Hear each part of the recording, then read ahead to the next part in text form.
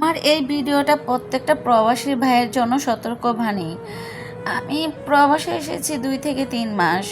Facebook চালাচ্ছিলাম, হঠাৎ করে একটি মেয়ে আমাকে মেসেঞ্জারে সালাম দিল, ভালো মন্দ জিজ্ঞাসা করলো, আমি তার উত্তর দিলাম, ব্যাস এই পর্যন্তই। 2 থেকে 3 দিন পরে মেয়েটি আবার আমাকে কল দিল, কল দিয়ে বলল যে আপনার সাথে পরিচিত হতে পারি। আমি বললাম যে হ্যাঁ। মেয়েটি আমাকে জিজ্ঞাসা করলো আপনার বাড়িতে কে কে আছে। আমি বললাম আমার বাড়িতে বৃদ্ধ বাবা মা আর আমরা 3 ভাই। 2 ভাই বিয়ে করেছে, তাদের সংসার নিয়ে তারা ব্যস্ত। আর আমি প্রবাসে আসলাম, 3 মাস চলতেছে। আপনার বাড়িতে কে কে আছে, আপনার নাম কি, আপনার নামটাই এখন পর্যন্ত জানা হলো না। মেয়েটি তখন আমাকে বলল যে আমার নাম বৃষ্টি। বাড়িতে আমার বৃদ্ধ মা, মা ছাড়া আর কেউ নাই এই পৃথিবীতে। ছোটবেলায় বাবা মারা গেছে। আমি মাদ্রাসায় পড়ি, আমি মাদ্রাসার ছাত্রী। আজ এই পর্যন্ত এই মেয়েটির সাথে আমার কথা বলা শেষ হয়ে গেল। বেশ কিছুদিন পরে আবার মেয়েটি আমাকে মেসেজ দিল, বলল আপনাকে আমার ভালো লাগে, আপনি কি আমাকে বিয়ে করবেন। আমি তখন বললাম যে আপনি তো আমার সম্বন্ধে কিছুই জানেন না, আপনি আমাকে বিয়ে করবেন। আমি তো খুব বোকাশোকা একটা ছেলে, দেখতেও তেমন একটা সুন্দর না।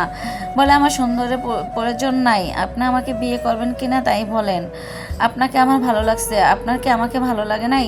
তখন আমি বললাম যে হ্যাঁ, আমি জীবনও কখনো কোনো মেয়েদের সাথে কথা বলিনি। আমি গ্রামগঞ্জে থেকে উঠে আসা একটি ছেলে, খুবই সহজ সরল। আর আমি দেখতেও তেমন একটা ভালো না, আমি পড়াশোনাও তেমন একটা জানি না।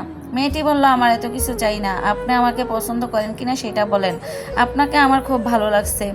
তো এইভাবে আমাদের ভালো লাগা আদান প্রদান করা হয়ে গেল। এইভাবে আমরা অনেক দিন যাবৎ কথা বলতেছিলাম। হঠাৎ করে একদিন মেয়েটি আমাকে ফোন দিয়ে বলল আপনি তো আমাকে ভালোবাসেন তাই না। আমি বললাম হ্যাঁ, কেন সন্দেহ আছে কিনা।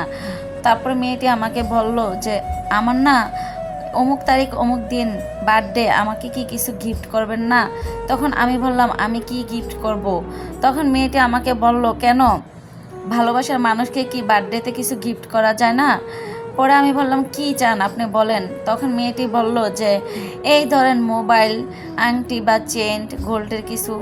আর আপনি তো দূরে থাকেন প্রবাসে, আপনি তো কিছু কিনে দিতে পারবেন না, তাহলে আমাকে কিছু টাকা পাঠিয়ে দেন, আমি কিছু কিনে নিব। আমি মেয়েটির কথা শুনে বললাম যে আচ্ছা ঠিক আছে, কত টাকা লাগবে। তখন সে বলল আজকালকার বাজারে 10-20 হাজার টাকার নিচে কি কিছু পাওয়া যায় বলেন, তারপরে আবার গোল্ড বলে কথা। আমি অমনি মেয়েটিকে 20,000 টাকা পাঠিয়ে দিলাম। এই 20,000 টাকা নেওয়ার পরে সে বেশ ভালোই ফুর্তিতে আছে, আমার আর কোনো খোঁজ খবর নেয় না। 1 সপ্তাহ পরে আমি নিজ থেকেই তাকে ফোন দিলাম, বললাম যে কী ব্যাপার, আমার আর কোনো খোঁজ খবর নিচ্ছ না তুমি, আমার সাথে কথাও বলো না ঠিক মতো। তখন মেয়েটি বলল যে কি আর বলবো, আপনাকে বলার মতো কোনো ভাষা নেই, আজ বলতেও পারতেছি না, না বলেও কোনো উপায় নাই। আজ 1 সপ্তাহ যাবাত আমাদের ঘরে কোনো খাবার নাই, 2 মা মেয়ে না খেয়েই আমাদের দিন কাটাচ্ছি। এইভাবেই আমাদের দিনগুলো চলতেছে, আপনাকে বলেই বা কী হবে। তখন আমি বললাম কেন আমাকে জানাওনি। আমি তাড়াহুড়া করে তাকে 10,000 টাকা পাঠিয়ে দিলাম। এইভাবেই তার সপ্তাহ চলে গেল, আর কোনো খোঁজ খবর নাই। 1 সপ্তাহ পরে আমি আবার তাকে মেসেজ দিলাম কি ব্যাপার, কি হয়েছে, তুমি ঠিক আছো, ভালো আছো তো।